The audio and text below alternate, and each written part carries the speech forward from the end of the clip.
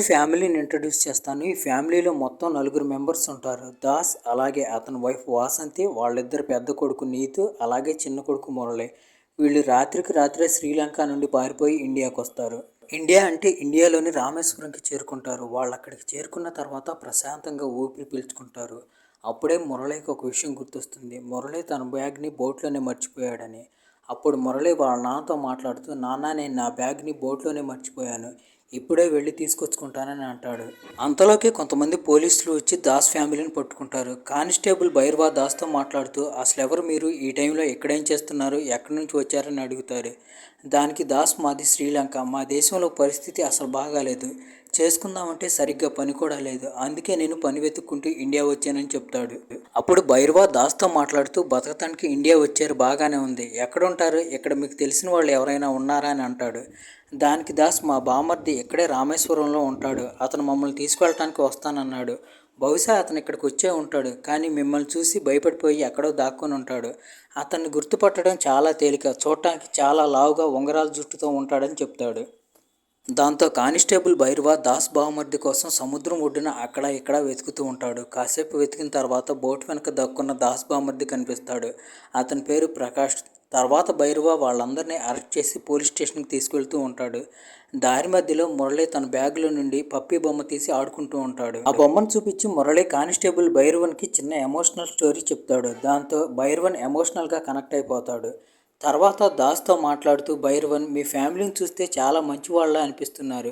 భైరవన్ దాస్తో ఇలా అంటాడు, అసలు మీరు శ్రీలంక నుంచి వచ్చినట్టు మర్చిపోండి, మీరు శ్రీలంక నుంచి వచ్చేటప్పుడు నేను కూడా మిమ్మల్ని చూడలేదు, మీరు ఇక్కడ నుండి చెన్నై వెళ్ళిపోండి, ఇదంతా మర్చిపోయి ప్రశాంతంగా బతకండి అని చెప్పి కానిస్టేబుల్ భైరవన్ వాళ్ళని రోడ్డు మీద దింపేసి వెళ్ళిపోతాడు. తర్వాత ప్రకాష్ ఒక క్యాబ్ని బుక్ చేస్తాడు.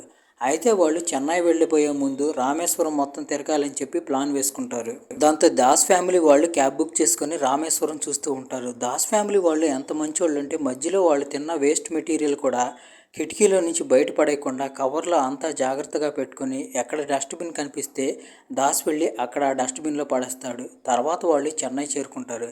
చెన్నై వెళ్ళిన తర్వాత వాళ్ళకి ఫుట్పాత్ మీద పడిపోయిన ఒక వ్యక్తి కనిపిస్తాడు.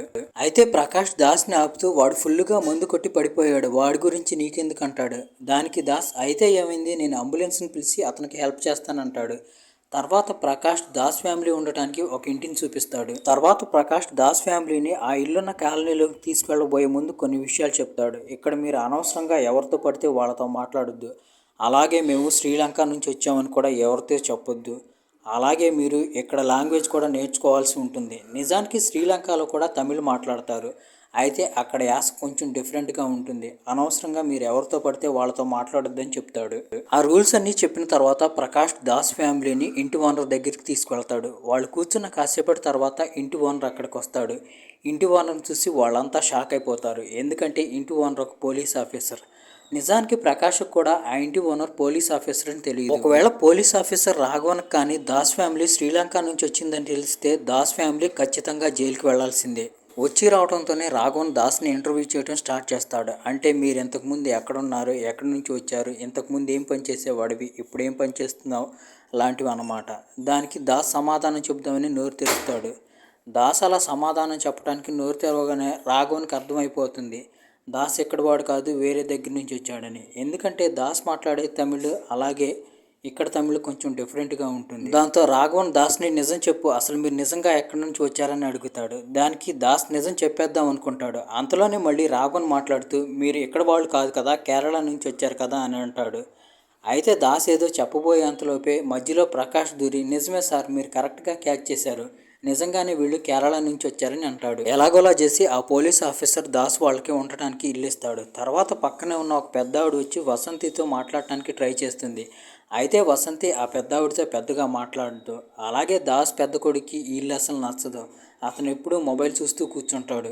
చూస్తూ ఉండగానే వాసంతికి ఇరుగు పొరుగు ఆడవాళ్లతో మంచి పరిచయం అవుతుంది. అయితే దాస్కి ఇది నచ్చదు. ఇరుగు పొరుగు వాళ్ళకి దూరంగా ఉండమని చెప్పి వాసంతికి వార్నింగ్ ఇస్తాడు. కట్ తర్వాత రోజు ప్రకాష్ దాస్ ఫ్యామిలీకి అవసరమైన కొన్ని ముఖ్యమైన వస్తువులు కూడా తీసుకొస్తాడు. అంటే కొన్ని కుండలు, అలాగే టేబుల్, కుర్చీ అలాంటివి అనమాట. వాటితో పాటు కొన్ని నకిలీ డాక్యుమెంట్ కూడా తయారు చేసి తీసుకొస్తాడు. అంటే నకిలీ ఆధార్ కార్డు, ఏదైనా అవసరం అయితే వెళ్ళి చూపించడానికి. ఇంకోవైపు వాసంతికి అలాగే ఆ పెద్ద ఆవిడికి మంచి స్నేహం కుదురుతుంది. ఒకళ్ళింటికి ఒకళ్ళు వస్తూ పోతూ ఉంటారు. ఎవరైనా అడిగితే వాసంతి ఒకటే మాట చెప్తుంది, మేము కేరళలో ఉండేవాళ్ళం, అక్కడ కొంచెం ఇబ్బంది ఎదురవడంతో ఇక్కడికి వచ్చామని చెప్తుంది. ఇంకోవైపు దాస్ పని కోసం చెన్నై నగర వీధులన్నీ తిరుగుతూ ఉంటాడు. అతను ఎలాగోలా చేసి శ్రీలంక నుండి తన ఫ్యామిలీని ఇండియాకి తీసుకొచ్చాడు, కానీ పని అయితే దొరకలేదు. అయితే ఇప్పటికీ మనకి దాస్ ఫ్యామిలీ శ్రీలంక నుండి పారిపోయి ఇండియాకి ఎందుకు వచ్చిందో చూపిస్తారు. చూస్తూ ఉండగానే ఇంకోవైపు రామేశ్వరంలో పెద్ద బ్లాస్ట్ జరుగుతుంది. దాంతో ఏసీపీ బలవంత్ సింగ్ ఒక వ్యక్తిని పట్టుకొని విచారణ చేస్తూ ఉంటాడు. అతను పోలీస్ స్టేషన్లో వేసి పిచ్చి కొమ్ముడు కుమ్ముతూ ఉంటాడు. బ్లాస్ట్ జరిగిన ప్లేస్లో ఇన్వెస్టిగేషన్ చేస్తూ బలవంత్ సింగ్ ఒక సీసీటీవీ ఫుటేజ్ని చూస్తూ ఉంటాడు. నిజానికి బ్లాస్ట్ అనేది ఒక డస్ట్బిన్లో జరిగింది. మనం మూవీ స్టార్టింగ్లో చూస్తాం కదా, దాస్కి వేస్ట్ అంతా తీసుకెళ్ళి డస్ట్బిన్లో పడేసే అలవాటు ఉంది. అదే ఫుటేజ్ వీళ్ళు చూస్తూ ఉంటారు. తర్వాత బల్వంత్ సింగ్ అదే ఫుటేజ్ని భైరవన్కి చూపించి దాస్ గురించి అడుగుతాడు. బల్వంత్ సింగ్ భైరవన్కి దాస్ ఫ్యామిలీని చూపిస్తూ కొంపదీసి వీళ్ళే బ్లాస్ట్ ప్లాన్ చేశారేమో అని అంటాడు. దానికి దాస్ లేదు వాళ్ళని చూస్తే అలా అనిపించట్లేదు అంటాడు. అప్పుడే పక్కనున్న ఒక కానిస్టేబుల్, అదంతా ఇన్వెస్టిగేషన్ తర్వాత తెలుస్తుంది, ముందు రాఘవన్ సార్కి నువ్వు విషయం చెప్పు, లేకపోతే మనం ఇరుక్కుంటామని అంటాడు. ఇంకోవైపు మనకి దాస్ ఉండే కాలనీలో ఒక తాగుబోతుడిని చూపిస్తారు. వాడు తాగుతాడు, తాగి సీసాలు ఎక్కడ పడితే అక్కడ పగలగొడుతూ ఉంటాడు. దాంతో పాటుగా కాలనీలో ఉండి ఇరుగు పొరుగుని ఇబ్బంది పెడుతూ ఉంటాడు. దాంతో ప్రతి వాళ్ళు వచ్చి వాడితో గొడవ పడుతూ ఉంటారు. ఇదంతా దాస్ కూడా నోటీస్ చేస్తాడు. దాస్ ఎలాగోలా చేసి తన చిన్న కొడుకు మురళికి ఒక మంచి స్కూల్లో అడ్మిషన్ ఇప్పిస్తాడు. కొన్ని రోజులు గడిచిన తర్వాత దాస్ అలాగే ప్రకాష్ ఒక టీ స్టాల్ దగ్గర కలుస్తారు. అప్పుడు ప్రకాష్ దాస్తో మాట్లాడుతూ, నేను వీలైనంత తొందరగా మీకు ఓటర్ ఐడీలు కూడా రెడీ చేయిస్తానని అంటాడు. అప్పుడు దాస్ ప్రకాష్కి చెప్తూ, నేను మురళికి ఒక మంచి స్కూల్లో అడ్మిషన్ ఇప్పించానని అంటాడు. అది విని ప్రకాష్ చాలా హ్యాపీగా ఫీల్ అవుతాడు. తర్వాత దాస్ ప్రకాష్తో మాట్లాడుతూ, నాకు ఇంకొక హెల్ప్ చేయవా, అదేంటంటే మా కాలనీలో రిచర్డ్ సార్ అనే ఒక ఆయన ఉన్నాడు. ఆయనకి డ్రైవర్ అవసరం ఉంది. నాకు నువ్వు తొందరగా డ్రైవింగ్ లైసెన్స్ కానీ అరేంజ్ చేసావంటే అతని దగ్గర నేను డ్రైవర్గా జాయిన్ అవుతానని అంటాడు. ఇప్పుడు ప్రకాష్ దాస్తో అంటాడు, అరే ఇదేమన్నా శ్రీలంక అనుకున్నావా, చెన్నై బాబు చెన్నై, ఇక్కడ నువ్వు దారి మధ్యలో ఎక్కడైనా తప్పిపోతావని అంటాడు. దానికి దాస్ ప్రకాష్తో మాట్లాడుతూ, అరే నువ్వు నా గురించి ఏం దిగులు పడకు, నేను చెన్నైలో ప్రతి వీధి తిరిగి తెలుసుకున్నాను, నాకు ఇక్కడ అంతా తెలుసు, ఎలాగోలా నువ్వు నాకు డ్రైవింగ్ లైసెన్స్ ఇప్పించని అంటాడు. తర్వాత ప్రకాష్ ఎలాగోలా చేసి దాస్కి డ్రైవింగ్ లైసెన్స్ రెడీ చేస్తాడు. తర్వాత ప్రకాష్ అలాగే దాస్ కలిసి రిచర్డ్ సార్ ఇంటికి వెళ్తారు. అప్పుడు రిచర్డ్ సార్ వీళ్ళని కొన్ని క్వశ్చన్లు అడుగుతాడు. అదేంటంటే నార్మల్ క్వశ్చన్లే, ఇంతకుముందు నువ్వు ఎక్కడ ఉండేవాడివి, ఏం చేసేవాడివి అలాంటివి.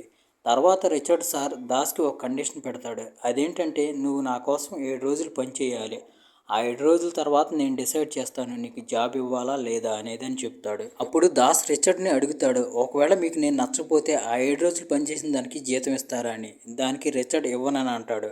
అప్పుడే ప్రకాష్ దాస్ చెవిలో గుసగుసగా మాట్లాడుతూ, అరే ఈ ముసలోడు పని చేపించుకుంటాడు, అలాగే జీతం వీడు ఇలాగే చెప్తాడు, నువ్వు అసలు ఇక్కడ పని చేయనని చెప్పే అని అంటాడు. దాస్ కూడా నోరు తెరిచి అదే మాట చెప్పబోతూ ఉంటాడు. అప్పుడే రిచర్డ్ సార్ దగ్గర పనిచేసే అతను వీళ్ళిద్దరికి డిస్పోజబుల్ గ్లాస్లో టీ తీసుకొచ్చి అక్కడ పెడతాడు. అది చూడగానే రిచర్డ్ సార్ అతని మీద అరుస్తాడు, ఇప్పుడు ఇక్కడికి నా స్నేహితులు లేదా ఎవరైనా నా చుట్టాలు వచ్చారనుకో, వాళ్ళకు కూడా నువ్వు ఇలాగే ఆ డిస్పోజబుల్ గ్లాస్లో టీ తీసుకొచ్చిస్తావా, ఇవి కదా, అది కాదు ఇంకో మాట చెప్పు, నువ్వు ఇక్కడ పని అడగడానికి వచ్చినప్పుడు నేను నీకు ఇలాగే డిస్పోజబుల్ గ్లాస్లో టీ ఇచ్చానా, ఇయలేదు కదా, వెళ్ళి వీళ్ళకి మంచి గ్లాస్లో టీ తీసుకురామని అంటాడు. అవన్నీ చూసిన తర్వాత ముందైతే దాస్ రిచర్డ్ దగ్గరికి ఉద్యోగానికి రానని చెప్దాం అనుకుంటాడు, కానీ ఇప్పుడు డ్రైవర్గా జాయిన్ అవ్వడానికి రెడీ అయిపోతాడు. ఫస్ట్ రోజు డ్యూటీకి కూడా వచ్చేస్తాడు. దాస్ ఆ రోజు ఏం చేస్తాడంటే కారులో పాత పాటలు పెడతాడు, అలాగైనా కానీ రిచర్డ్ని ఇంప్రెస్ చేయొచ్చని. ఇంకోవైపు ఇక్కడ వాసంతి దగ్గరికి వచ్చి ఆ పెద్ద ఆవిడకి బాగాదు. దాంతో వాసంతి వాళ్ళ ఇంటికి వెళ్తుంది. వాళ్ళ ఇంటికి వెళ్ళిన తర్వాత వాసంతి ఆ పెద్దావిడ హస్బెండ్తో మాట్లాడుతూ, ఇంట్లో మీరిద్దరే ఉంటారా, ఎవరో ఉండరా అని అడుగుతుంది. దానికి అతను, మేమిద్దరం ప్రేమించుకున్నాం, అయితే మా పెద్దవాళ్ళు ఒప్పుకోలేదు, దాంతో మేమిద్దరం పారిపోయి వచ్చి పెళ్లి చేసుకున్నాం, అందుకే మా ఇంటికి ఎవరు రారని చెప్తాడు. ఇంకోవైపు ఇక్కడ రిచర్డ్ ఆ పాత పాటలను విని, ఎప్పుడూ ఈ దిక్కుమాలిన పాటలే ప్లే చేస్తూ ఉంటావా, అసలు ఈ అంటే నాకు నచ్చవు అని అంటాడు. ఆ మాటలు విని దాస్ మనసులోనే రిచర్డ్ని ఎలా ఇంప్రెస్ చేయాలని ఆలోచిస్తూ ఉంటాడు. తర్వాత రోజు దాస్ రిచర్డ్ కార్ని క్లీన్ చేస్తూ ఉన్నప్పుడు ఆ తాగుబోతు అబ్బాయి అటు నుండి వెళుతూ ఉంటాడు. అతన్ని చూసి దాస్ బాగున్నావా, తిన్నావా అని అడుగుతాడు. అయితే దానికి అతను ఏం సమాధానం చెప్పకుండా అక్కడ నుండి వెళ్ళిపోతాడు. ఇంకోవైపు ఆ పెద్ద ఆవిడ గుణశేఖర్ వైఫ్ వాసంతి దగ్గరికి వచ్చి, రోజు మా ఆయన ఈ టైంకి లేచేవాడు, అయితే ఈరోజు ఇంకా లేవలేదు, నాకెందుకో భయం వేస్తుంది, మీరు ఒకసారి వచ్చి చూడండి అంటుంది. దాంతో వాసంతి దాస్ వాళ్ళ ఇంటికి వెళతారు. అయితే వాసంతి దాస్ గుణశేఖర్ దగ్గరికి వెళ్ళేసరికి గుణశేఖర్ మెల్లగా కళ్ళు తెరుస్తాడు. రాత్రి బాగా నిద్ర పట్టింది, అందుకే ఈ టైం అయినా కానీ లెగవలేకపోయాను, మీరిక్కడ ఏం చేస్తున్నారని అంటాడు. తర్వాత గుణశేఖర్ బెడ్ మీద నుంచి లేచి తన వైఫ్ను పిలుస్తూ హాల్లోకి వెళ్తాడు. అయితే అతను అక్కడికి వెళ్ళేసరికి అతని వైఫ్ చనిపోయి ఉంటుంది. గుణశేఖర్ ఇంకా లెగవలేదని టెన్షన్ పడి ఆలోచిస్తూ ఆ టెన్షన్తోనే ఆవిడ చనిపోతుంది. అది చూసి గుణశేఖర్ గుండెలు పగిలేలా ఏడుస్తాడు. ఏడుస్తూనే గుణశేఖర్ దాస్తో మాట్లాడుతూ, మేమిద్దరం పెళ్లి చేసుకుని పారిపోయి వచ్చేటప్పుడు మా వైఫ్ వాళ్ళ నాన్న మమ్మల్ని శపించాడు. అదేంటంటే మీరిద్దరూ ఒంటరిగానే చావండని. ఈరోజు అలాగే జరిగింది, మాకెవరూ లేరని ఏడుస్తూ ఉంటాడు. అప్పుడు దాస్ గుణశేఖర్ని ఓదారుస్తూ, మీరు ఒంటరి కాదు, మీతో పాటు మేము ఉన్నాం, అలాగే ఈ కాలనీ అంతా మీతో పాటు ఉందని చెప్తాడు. తర్వాత దాసు ఆ కాలనీలో ఉన్న వాళ్ళందరినీ ఆంటీ ఫ్యూనరల్కి ఇన్వైట్ చేస్తాడు. దాంతో కాలనీ వాళ్ళంతా తొందరగా ఆంటీ ఫ్యూనరల్కి అటెండ్ అవుతారు. ఇంకోవైపు గుణశేఖర్ వాళ్ళ మామయ్య కూడా అక్కడికి వస్తాడు. అతను కూతురుని చూసి పెద్దగా ఏడుస్తూ తర్వాత గుణశేఖర్ని క్షమించమని అడుగుతాడు. తర్వాత గుణశేఖర్ దాస్ ముందుకు వచ్చి కృతజ్ఞతగా దాస్కి దండం పెడతాడు. తర్వాత గుణశేఖర్ దాస్తో మాట్లాడుతూ, నువ్వు మామూలుడివి కాదు, నువ్వు చాలా గొప్పవాడివి. ఇన్ని సంవత్సరాలుగా మేము ఇక్కడే ఉంటున్నాం, కానీ ఒకళ్ళతో ఒకళ్ళు ఎప్పుడూ కలవలేదు. కానీ నువ్వు వచ్చావు, అందరినీ ఒకటి చేసావని అంటాడు. కాలనీ వాళ్ళంతా కూడా అదే ఆలోచిస్తూ ఉంటారు. ఎందుకంటే ఇంతకుముందు ఒకరితో ఒకళ్ళు అసలు సరిగా మాట్లాడుకునే వాళ్ళు కాదు. దాస్ వచ్చిన తర్వాతే వాళ్ళందరూ కలిసిపోయారు. తర్వాత దాస్ రిచర్డ్ దగ్గరికి వెళ్తాడు. ఎందుకంటే 7 రోజులు అయిపోతాయి డ్యూటీలో జాయిన్ అయ్యి. అయితే రిచర్డ్ దాస్ని, నీకు ఉద్యోగం ఏంటో నాకు ఇష్టం లేదంటాడు. అసలు కారణం ఏంటో చెప్పమని దాస్ రిచర్డ్ని అడుగుతాడు. మళ్ళీ దాసే రిచర్డ్తో మాట్లాడుతూ, ఒకవేళ నేను పాత పాటలు పెట్టడమే మీకు ఇబ్బంది అయితే నేను ఆ పాటలు పెట్టడం కూడా మానేస్తానని అంటాడు. దానికి రిచర్డ్ కోపంగా, నీకు అసలు జవాబు చెప్పాల్సిన అవసరం ఉందని కూడా నేను అనుకోవట్లేదు అంటాడు. ఆ మాటలు వినగానే దాస్కి విపరీతమైన కోపం వస్తుంది. నేను నీ ఇంటికి వచ్చిన మొదటి రోజే నీ నౌకరు నీ గురించి నాకు చెప్పాడు, అయినా కానీ నేను చాలా పెద్ద తప్పు చేశానని అక్కడ నుండి కోపంగా వెళ్ళిపోతాడు. దాంతో దాస్ విపరీతంగా మందు కొట్టి ఇంటికి వస్తాడు. అయితే దాస్ ఇంటికి వచ్చేసరికి మురళి కుక్క విపరీతంగా అరుస్తూ ఉంటుంది. దాంతో నీతు ఆ కుక్కను తీసుకెళ్లి బయట వదిలిపెడతాడు.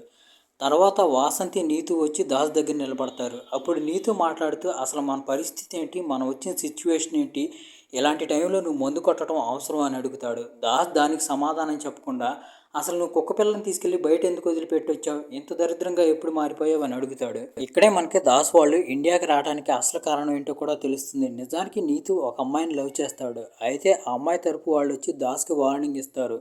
ఇంకోసారి మీ అబ్బాయి కానీ మా అమ్మాయికి చుట్టుపక్కల కనిపించారంటే నీ ఫ్యామిలీని మొత్తాన్ని లేపేస్తామని.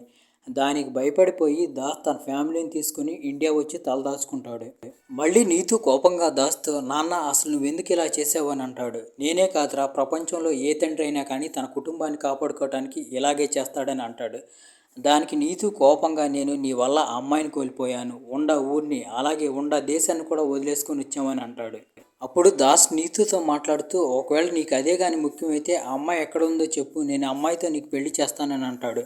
దానికి నీతు, అదంత ముఖ్యం కాదు, ఆ అమ్మాయికి వేరే ఎవరితోనో పెళ్ళైపోయి ఉంటుంది. ఇక్కడ సమస్య ఏంటంటే మనం శ్రీలంక నుండి ఇక్కడికి వచ్చాం, ఇక్కడ నీకు ఉద్యోగం దొరకడానికి చాలా ఇబ్బంది అవుతుంది. అన్నిటికంటే మనసుకు బాధ కలిగించే విషయం ఏంటంటే ఆ రోజు నువ్వు పోలీస్ అతని కాళ్ళ మీద పడి బతిమలాడేవి చూడు, అదే అని అంటాడు. ఒకవేళ నేను కానీ మన దేశంలో ఉన్నట్టుగైతే నా డిగ్రీ కంప్లీట్ చేసేవాడిని, చక్కగా నాకు ఒక మంచి ఉద్యోగం వచ్చేది. కానీ ఇక్కడ నా డిగ్రీ వల్ల నాకు ఎలాంటి ఉపయోగం లేదు.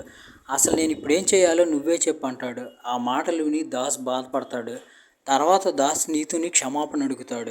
మీరందరూ క్షమించండి, ఆ టైంలో నేను ఈ వేటి గురించి ఆలోచించలేదు, కేవలం నా ఫ్యామిలీ సేఫ్టీ గురించే నేను ఆలోచించానని అంటాడు.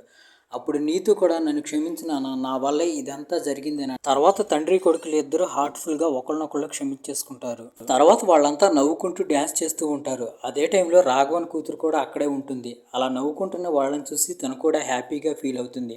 అలాగే మనసులో మా కుటుంబం ఎందుకు ఎంత సంతోషంగా ఎప్పుడూ ఉండదని ఆలోచిస్తూ ఉంటుంది. ఇంకోవైపు రామేశ్వరంలో ఏసీపీ బలవంత్ సింగ్ సీనియర్ అతన్ని పిలిచి తిడుతూ ఉంటాడు. అసలు ఏం జరుగుతుందంటే ఆ రోజు బ్లాస్ట్ జరిగిన తర్వాత ఒక అతన్ని తీసుకెళ్లి సెల్లో వేసి ఏసీపీ బలవంత్ సింగ్ పిచ్చి కొట్టుడు కొడతాడు. అయితే అతని పరిస్థితి ఇప్పుడు చాలా దారుణంగా ఉంది. సీనియర్ బలవంత్తో మాట్లాడుతూ, ఒకవేళ అతను కానీ ఏమైనా జరిగిందంటే నీ ఉద్యోగం ఖచ్చితంగా ఊడుతుంది, అంతకంటే ముందే నువ్వు ఈ కేసుని సాల్వ్ చేయమని అంటాడు. తర్వాత కానిస్టేబుల్ భైరవన్ వెళ్ళి బలవంత్ సింగ్తో మాట్లాడుతూ జరిగిందంతా చెప్తాడు. నిజానికి ఆ రోజు బ్లాస్ట్ జరుగుతున్నప్పుడు మీరు ఒక అతన్ని చూపించారు కదా, అతను శ్రీలంక నుంచి వచ్చాడు. అతను డస్ట్బిన్లో అదేసిన తర్వాతే బాంబ్ బ్లాస్ట్ జరిగిందని చెప్తాడు. అప్పుడే ఒక అతను వచ్చి తన కుక్కపిల్ల కనపట్లేదని కంప్లైంట్ ఇస్తాడు. ఆ కుక్కపిల్ల ఫోటో చూసిన తర్వాత భైరవన్కి మురళి దగ్గర ఉన్న కుక్కపిల్ల అదే అని అర్థం అవుతుంది. ఆ రోజు మురళి భైరవన్కి ఆ కుక్కపిల్ల గురించి ఒక ఎమోషనల్ స్టోరీ చెప్తాడు. తర్వాత భైరవన్ ఇప్పుడు ఆలోచిస్తూ ఉంటాడు. అంటే ఆ రోజు వాళ్ళు చెప్పిన స్టోరీ అలాగే దాస్ వాళ్ళ ఫ్యామిలీ అంతా అబద్ధం అని. తర్వాత బలవంత్ మళ్ళీ తన టీం మెంబర్స్తో కలిసి ఆ సీసీటీవీ ఫుటేజ్ని చెక్ చేస్తాడు. అయితే దాంట్లో దాస్ ఫేస్ క్లియర్గా కనిపించదు. అయితే దాస్ వాళ్ళు వెళ్ళిన క్యాబ్ నెంబర్ కనిపిస్తుంది. దాంతో ఆ క్యాబ్ని ట్రేస్ చేసి ఆ డ్రైవర్ని అడుగుతారు. దాంతో అతను దాస్ వాళ్ళని ఎక్కడ దించాడో ఆ ప్లేస్ చూపిస్తాడు. దాంతో బలవంత్ తన టీం మెంబర్స్తో కలిసి ఆ ప్లేస్కి వెళ్తాడు. ఇంకోవైపు దాస్ వాళ్ళు కాలనీ వాళ్ళతో చాలా బాగా కలిసిపోతారు. దాస్ కాలనీ వాళ్ళకి తన ఫ్యామిలీ గురించి నిజమంతా చెప్తాడు. అయినా కానీ వాళ్ళు తనని యాక్సెప్ట్ చేస్తారనే నమ్మకంతో.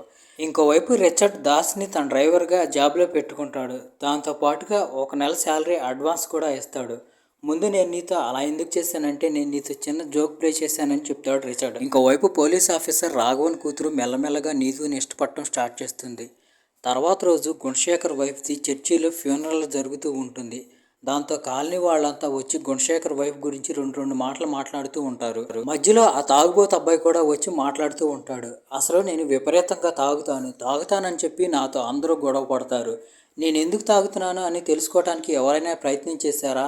వాళ్ళమ్మ చచ్చిపోయిందని, వాళ్ళమ్మ చచ్చిపోయిన దగ్గర నుంచి అతను జీవితం వ్యర్థంగా ఫీల్ అవుతూ అప్పటి నుండి తాగుడికి బానిస అయిపోయాడని, అసలు నా గురించి ఎవరో ఏదీ తెలుసుకోవడానికి ప్రయత్నించలేదు. శ్రీలంక నుంచి వచ్చిన ఆ అన్నయ్య నాతో మాట్లాడాడు. ఇదంతా చేయటం తప్పు, ఇదంతా వదిలేసి మంచిగా బతకమని చెప్పారని అంటాడు. ఆ తాగుబోతు అబ్బాయి చెప్పింది విని అంతా ఎమోషనల్ అయిపోతారు. ఎమోషనల్ అయిపోయిన తర్వాత కాలనీ వాళ్ళంతా ఇప్పుడు నుండి నువ్వు ఒంటరివని ఫీల్ అవ్వద్దు, నీతో పాటు మేమంతా ఉన్నామని చెప్తారు. తర్వాత రోజు ఏసీపీ బల్వంత్ సింగ్ తన టీం మొత్తం తీసుకుని దాసుండే కాలనీకి వస్తాడు. తర్వాత భైరవన్ని కాలనీలో ఉండే ప్రతి ఇంటికి తీసుకెళ్లి ఇంట్లో వాళ్ళని చూపిస్తూ వీళ్ళనైనా నువ్వు వదిలిపెట్టింది అని అడుగుతూ ఉంటాడు. దానికి భైరవన్ వీళ్ళు కాదు అని చెప్తూ ఉంటాడు. ఆఖరికి వాళ్ళు దాస్ వాళ్ళ ఫ్యామిలీ దగ్గరికి వస్తాడు. అయితే భైరవన్ దాస్ వాళ్ళని చూసి కూడా వీళ్ళు కాదని అంటాడు. దాంతో బలవంత్కి విపరీతమైన కోపం వస్తుంది. ఏంట్రా నువ్వు నాతో ఆటలాడుతున్నావా? పిచ్చిగా ఉందా? కాలనీలో ఉన్న ఇళ్ళన్నీ చూపించాను, కాలనీలో ఉన్న ఎవరో కాదంటావు, మరి ఆ ఫ్యామిలీ ఎక్కడికి వెళ్ళింది అని అతను భైరవన్ది కాలర్ పట్టుకుంటాడు. అప్పుడే బలవంత్కి ఒక కాల్ వస్తుంది. అదేంటంటే ఇంతకుముందు బ్లాస్ట్ కేసులో ఒక అతన్ని అరెస్ట్ చేశాడు కదా, అతను చచ్చిపోయాడని చెప్పి. దాంతో బలవంతుని అరెస్ట్ చేయమని చెప్తారు. దాంతో పోలీసులంతా అక్కడ నుండి వెళ్ళిపోతారు. తర్వాత దాస్ అక్కడ నుండి పరిగెత్తుకుంటూ వచ్చి భైరవంతో మాట్లాడుతూ, సార్ మేము అసలు ఎవరో మీకు తెలియదు కదా, మీరెందుకు మమ్మల్ని అరెస్ట్ చేయించాలనుకోలేదు అని అంటాడు. దానికి భైరవన్ నేను ముందైతే మిమ్మల్ని అరెస్ట్ చేపిద్దామని ఇక్కడికి తీసుకొచ్చాను. ఇక్కడికి వచ్చిన తర్వాత నాకు మీరు ఎంత మంచి వాళ్ళో తెలిసింది. మీరా కాదో తెలుసుకుందామని కాలనీలో ఉన్న ప్రతి ఇంటికి వెళ్ళినప్పుడు ప్రతి వాళ్ళు కూడా మీరు దొరికిపోకూడదని చెప్పి శ్రీలంక యాసలోనే తమిళ్లో మాట్లాడుతున్నారు. అంటే మీరు ఎంత మంచి వాళ్ళో నాకు అప్పుడే అర్థమైంది. ఆ కాలనీ వాళ్ళ ప్రవర్తన చూసినప్పుడు మీరు ఎంత మంచి వాళ్ళో నాకు అర్థమైంది. అది కాకుండా మీరు ఎలాంటి పాపం చేయలేదు. ఎలాంటి పాపం చేయని మిమ్మల్ని నేను ఒకవేళ అరెస్ట్ చేశాననుకో, అప్పుడు పాపం నాకు తగులుతుంది. నువ్వు ఇక్కడ ఒంటరివాడు కాదు దాస్, ఇక్కడ నీతో పాటు మొత్తం కాలనీ ఉందని చెప్తాడు. దాంతో దాస్ ఎమోషనల్ అయిపోతాడు. ఇక్కడితో మూవీ ఎండ్ అయిపోతుంది.